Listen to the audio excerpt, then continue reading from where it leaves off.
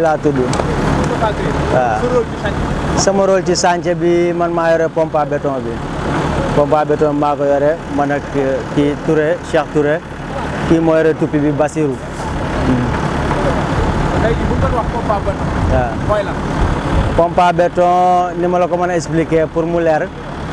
moo machine boo xamante ne ni moom lépp luy béton di ñu koy couler rek moom moo ko yore quoi. day lay permettre sa liggéey mu gën a gaaw le fait que ngay couler ay loxo yooyu pompe à béton bi ngay couler pour mën a am li nga soxla daal ci bu gaaw.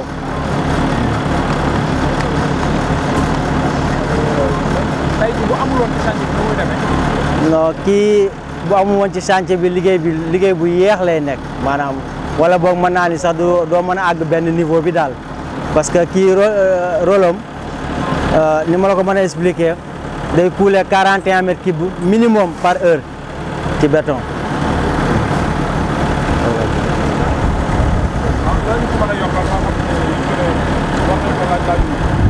li ma la si mën a yokkal mooy xanaa gërëm sunu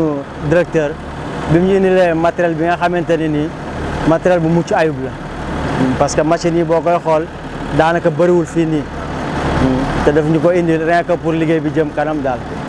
waaw da laal si mën a yokkal. tey seen superviseur yi ñan ak ñan sa waaw Cheikh Touré moom laa nekkal ci machine bi ak ku ñu wax Morka kii moo yore tuppi bi moom Basirou la tudd ñooñ laay liggéey ndool quoi ak beneen tuppi bi nga xam ne Amadou moo ko yore quoi ñooñ ñaan di liggéey.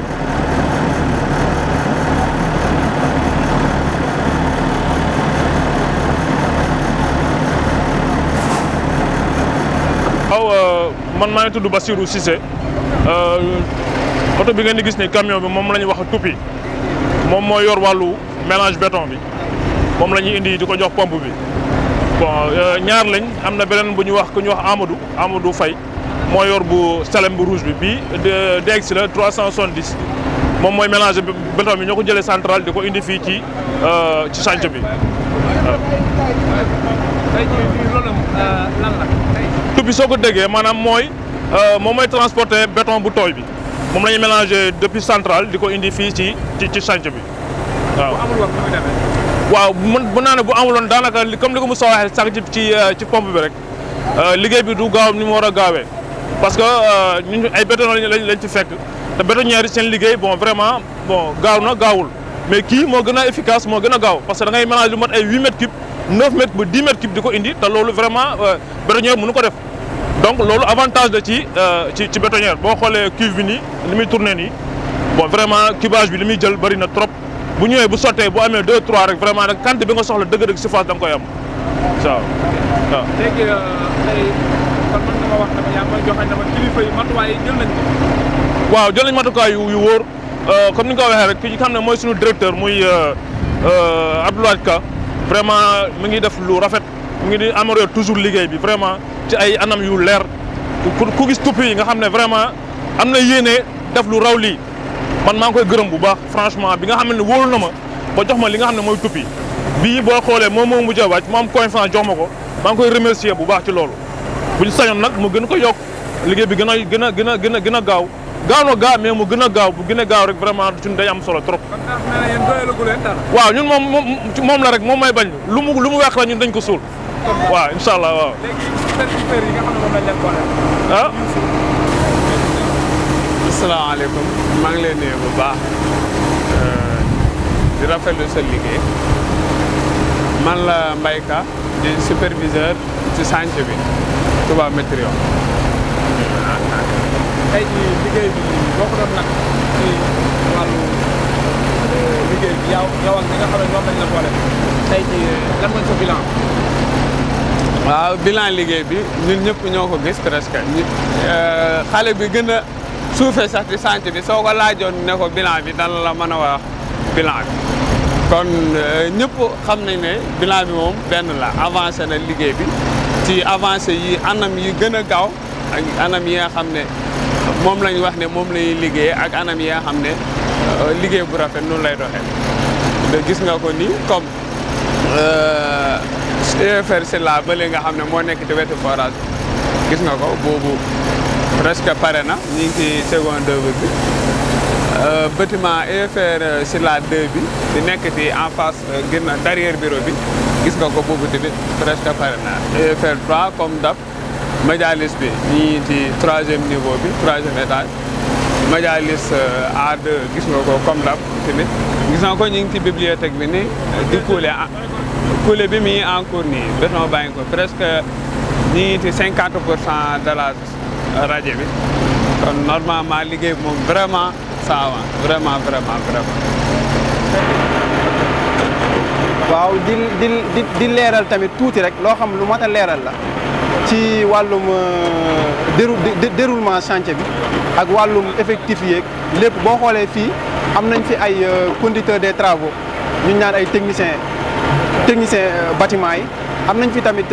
directeur des travaux Ahmed Thiam am nañ fi tamit ingénieur des suivi muy madame Ami Faye waaw ñoom ñëpp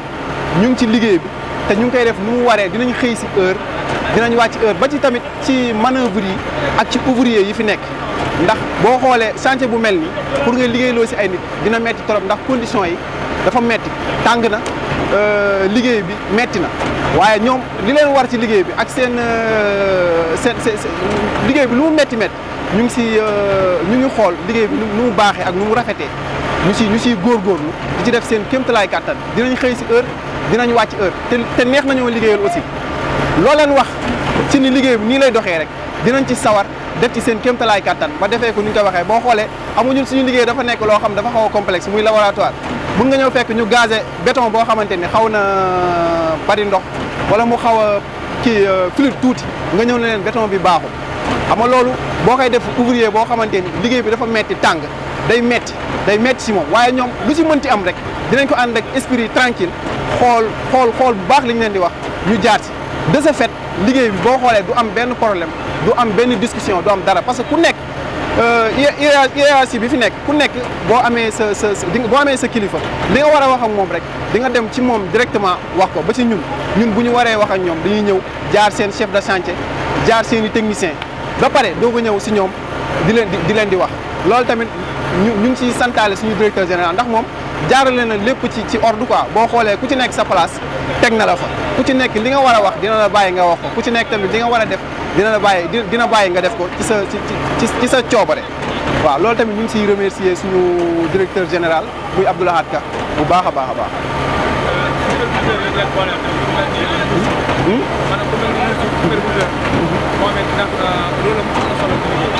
waaw. tembe moom mooy au niveau de la bibliothèque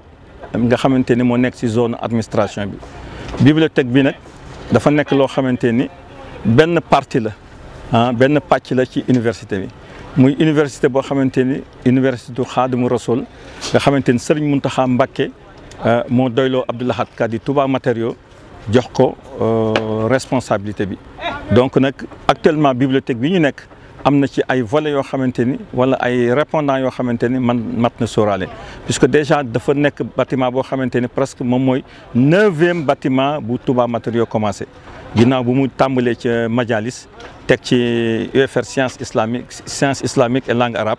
doo ki ñëw ci administration bi donc Majalis def na fa ñetti bâtiment ñetti salle d'étude ak benn restaurant dem UFR science islamique et langue arabe def fa ñetti bâtiment yoo xamante ni ay salle d'étude lañu benn bu nekk 2400 mètres carrés la ak benn bibliothèque ak benn amphithéâtre boo xamante ni 1500 places la war a toll ci 3600 et quelques mètres carrés. donc c'est pour dire que ni tey jii bu ñu tollee fii nga xamante ni moom nga laajte muy bibliothèque bi ma seq ko ak ñi nga xamante ni mooy kàngamu di technicien ak conducteurs yi ak chef de chantier yi ak surveillant yi ak ñi nga xamante ni ñëpp dañoo bokk ci logistique bi ak méthodologie bi ñoo taxaw nii à cela mën nañ ci citer kii nga xamante ni moom la ñuy wax Vieux Ndour nga xamante ni def na vraiment 40 ans d'expérience commencé ko ci ay mbiru boppam jaar ci Goudiaby jaar ci Rikiti ba tey jii ba xuus biir Gambie ba tey jii ni mu nekk fii ci Touba Matériaux donc nekk fi nit koo xamante ni mi ngi apporter loo xamante ni daanaka bu université bi sottee la tax ñu naan université loolu la tàmbali maintenant parce que xale yi nga xamante ni dañuy doog a génn am expérience yoo xamante ni kenn soreeguñ ci mu mën di leen jàppale ak di leen encadrer ginnaaw loolu ñu teg ci ki nga xamante ni mooy conducteur des travaux bi ñu di ko wax Sène nga xamante ni man papaam laa xamante loon moom tey jii lii mu nekk ni war na ko puisque papaam nekk na entrepreneur nekk chef de chantier nekk conducteur boo xamante ni bu confirmé la ba ci xabru sëñ Abdou Khadre Mbacké en 1992 bañ koy defar ñoo ko bokkoon di defar. te ni yaakaar naa ci la judd ci lañ ko nàmpale daal buñ ci loolu weesu it am na suppléant bu koo xamante ni si stagiaire yi la bokk ba tey ñu di ko wax Sow Serigne Sow donc moom it mi ngi nii taxaw ginnaaw loolu it aussi ki nga xamante ni moom mooy kan ki nga xamante ni kan laay kan nga xamante ni moom wax dëgg yàlla non seulement mbokk la ci kër gi sax waaye kenn du ko ràññee puisque déjà ànd nañu def nañu Saloum def nañu Sine def nañu Kajoor def nañu Matam te fu ci nekk wax dëgg yàlla benn bët lay xoole kenn du yàqal entreprise bi ci dara tey jii bu entreprise bi amee référence bokk na ci ñi nga xamante ni ci la ñu bokk kii nga xamante ni nag tey jii actuellement ñu toll ci bibliothèque bi nga xamante ni moom daanaka fi la dooleem ëppee muy kii nga xamante ni moom mooy Moustapha mii nag moom mooy yore mbirum pompe à béton bi bu njëkk ba daan nañ utiliser béton ci 25 mètres cubes par jour mais ginnaaw bi nga xamante ne Abdou Lahad Ka mi nga xamante ne au passage ñi ngi koy sant di ko gërëm parce que bu ñu seetaanoon làmbaay ñaaw parce que sëñ Mountakha doy na ko waaye moom it ñun doy nañ ko te it aussi en même temps it mi ngi ñuy dooleel parce que bu ñu seetaanoon rek du baax mais dafa obligé dem ba bitim réew indi fa ay doomi bitim réew yoo xamante ne ñenn ñi ay turc lañu muy jël ay doomi Sénégal di leen booleeg ñoom ñu di ci jëlee xam-xam mu wàññeeku jëlee fa liñ naan centrale à béton boo xamante ni centrale bi moom ci jëmmi boppam rek mën naa produire 50 ba 60 mètres cubes de béton ñu néew ci doole mu daal di indi ay tuppi camion yoo xamante ne par 10 mètres cubes par 8 mètres cubes la ñu indil béton mais bi mu ñëwee aussi dañ cee néewaat doole ci la delluwaat nag dem indi pompe à béton bi ña ko jaay pompe à béton bi ñoo ko booleeg ak jëmm ji di Moustapha tey jii it aussi wax dëgg yàlla bu ko neexoon am na nu muy doxalee waaye ñun ñu ngi koy sant di ko gërëm parce que moom it aussi pompe bi moo ñu ci dimbali fii ma toll nii ñi ngi daan def 25 mètres cubes de béton tey jii dinañ dem ba ci 100 mètres cubes de béton ba 130 mètres cubes de béton te li ko waral yëpp mooy que ni tuppi bu egsi moom ci boppam tuppi boo xamante ne waroon nañ ko sotti ci ay 20 minutes dina def ay pexeem ba sottil ñu ko ci 10 minutes wala 8 minutes beneen bi ci desit aussi diggante tuppi ak morom ma dina xam na ni muy organiser pompam ba nga xamante ni pompe bi du am benn souffrance maanaam béton bi du wow ci diggante bi parce que béton bi mënoon naa wow ci diggante bi bu tuppi ñëwee ñu am problème mais am na ay pexeem ak li ñu naan nit ku nekk ak expérience am ba nga xamante ni diggante tuppi ak morom ba dina toll ci 20 minutes wala des fois 30 minutes ci loo xamante ni nag xalaatam mi ngi ci parce que bu njëkk ba daan nañ toog 1 heure de temps di xaar tuppi ginnaaw bi kii di suñu directeur général toujours ñu di continuer di ko sant it demoon na ba moom dafa mujjoon sax associé ñaari bétonnière collé ko pompe bi pour en cas diggante tuppi bétonnière yi joxe moo tax te bétonnière yooyu benn bu ci nekk daana génn 20 mètres cubes ba 25 mètres cubes muy 40 ba 50 mètres cubes ce qui fait que au total jamono yi ñu toll nii rajo bii nga xamante ni moom nga fekkee sur le plan technique rajo la boo xamante ni mi ngi toll ci guddaayu bâtiment bi di 125 mètres ak largeur bâtiment bi di 85 mètres ñu def ko rajo général boo xamante ni dañ ko naroon suul à l'époque parce que ay isolé la woon mais ba tey Abdou Lahad Ka joxe ci xalaatam joxe ci idéem daal ne léegi comme fii yëpp amasut am sous-sol nañ ko def sous-sol bu boobaa ñu récupérer ko bi bureau d'étude defee descente de charge am ba pare génne rajo boo xamante ni béton de propreté maanaam laytaay gi mi ngi nekk 10 centimètres de béton war a jël 147 mètres cubes de béton ci laytaay ñu doog a ñëw indi rajo bi nekk 60 centimètres de béton nekk ci 1475 mètres cubes de béton toll ci 525 tonnes de ciment bu ngeen gisee nii ñu ko ferraillé muy yax yi dafa nekk fer de 12 boo xamante ni dañ ko croisé 15 centimètres croisé si suuf en xamante ni dafa mel ni que bâtiment bi dañoo préparé benn plateforme boo xamante ni ëllëg si biir bu ñu demoon ba nga xamante ni sëñ Mountakha dane bibliothèque bi daf ko soxla feneen sax yaakaar naa ni Baye Fall yi bu ñu ñëwee ba ron ko dinañ ko war a mën a yëkkati yóbbu ko fu la neex te du jeng fenn parce que plateforme bii yàgg nañ ci bâtiment ñi ma nekkalit aussi ruus nañoo wax loo xamante ni du am waaye 60 centimètres de rajo ñi ko fi liggéey bariwul daan nañ liggéey ay 35 ay 40 ba 50 centimètres de rajo mais rajo boo xamante ni 60 centimètres la vraiment jafe na. te it nii ñu ko ferraille it aussi ñëpp xam nañu jafe na waaye nag lépp luñ ci wax Abdou Lahad Ka mu waxtaanee seeg sëñ Mountakha mu ni donte nu muy manti tool it nañu fexe ba ëllëg si biir ak génération buy mënti ñëw nañu soppi lu leen neex si seen jamono waaye nañ fexe ba yax gi bu ko kenn soppi comme ni jumaa Tuubaa mel yax gi moom nee na daa bëgg mu nekk yax gu wér goo xamante ni alali sëñ bi moo fi nekk xalaati sëñ bi moo fi nekk ndamu sëñ bi moo fi nekk ba pare loolu rek doyul ñu wàññeeku nag seet nag képp kuy nit ku baax nga nekk ci communauté mouride nga nekk ci julit ak foo mënti nekk ci àdduna dañ laa invité pour nga indi say livre mu nekk loo xamante ni dañ ko fiy teg mais ginnaaw loolu it aussi lenn rek laaj koy tëjee muy que ni xëy na tudd naa mais tudduma laboratoire bi nga xamante ne xëy na jël nga ko waaye moom it dafa nekk koo xamante ne xale la mais kàngam la te aussi amee na yar ak teggin te li mu jàng mën na ko xam na ko moom it yaakaar naa mi ngi nii ñu di ko wax Ibrahima Diop. moom moo yore laboratoire bi béton bi ngay gis nii bu ñu amee kóolute ak confiance ak lu naaj bi tàng ñu di ko liggéey te ragaluñu dara moom yàlla ak jëmmam la parce que mooy toog daal ni yokkal leen ma ndox mi wala wàññi leen ma ndox mi yokkal leen ma calculer waat naa suuf si mais suuf si gis naa ni suufu Touba xëy na baaxul pour ciment bi nañ jëli suufu njaareem ñu jëli suufu njaareem indi ko mu ni kilo ciment bu ne defal leen ma ci nangam ci xeer wala defal leen ma nangam ci suuf defal leen ma ci nangam te jamono bu ne gis nga ko mi ngi nii day ñëw taxaw di xool bu gisee ciment bi dana yaakaar naa ne am na lu manqué de te buñ ko seetee dañuy fekk mu manqué dara donc te it loolu Abdou Lahad Ka ba tey it ñu ngi koy si sant di ko gërëm parce que daf ko indil matériel boo xamante ne moom xëy na génn na yàgg naa liggéey mais fekk na fi matériel boo xamante ne c'est la première fois mu liggéey ko fii ci université Touba muy matériel bi nga xamante ne moom lay liggéey muy matériel informatique boo xamante ne double lecture lay am bu dugalee ay données dina ko njëkk a xam sur le plan informatique ndax baax na wala baaxul ak sur le plan informatique ndax jaadu na wala jaaduwul ba pare nag doo ko continuer les recherches mécaniques ba nga xamante ni toujours la muy njëkk a trouver ak li nga xamante ne moom la ko ancien système bi mu xamoon muy système mécanique bi di joxe daanaka benn la te Abdou Lahad Ka bu ko neexoon jamono boobu mu ni du ma dugg ci nouvelle génération bi parce que day nekk loo xamante ne dina cher waaye nag comme sëñ Mountakha dara cherul ci moom man Abdou Lahad Ka dara du cher ci man parce que dara du cher ci man ci Abdou Lahad Ka moo tax fi mu nekk nii mu bañ di fay sax par weeru dee ñii fi taxaw ñëpp ñu ngi ne ay manœuvre la ñu ki ay ouvrier la ñu ak technicien ki la fen bu weesoo ñi nga xamante ne c'est des techniciens yi nga xamante ne dañ leen a calé suivant la convention nationale di leen fay par mois ñi si des ñëpp par quinzaine lañ leen di fay quinzaine bi it aussi mooy lan mooy que ni quinzaine boo xamante ni tombéwul ak week-end parce que bu quinzaine tombé le vendredi samedi dimanche foog nga dolli ci le 16 le 17 mu jëm le 18 ndax administration mais bu quinzaine tombé foo xamante ni du week-end ñëpp la ñuy daal di boole daal leen fay ci gàttal ginnaaw loolu it nag kon nag ñi ngi sant ñi ngi gërëm tey wax ni sur le plan avancement des travaux mënuñu si ñàkk bañ a dugg parce que dafa ñor sëñ Mountakha dañu woon Abdou Lahad Ka dama bëgg nga tàmbalil ma majalis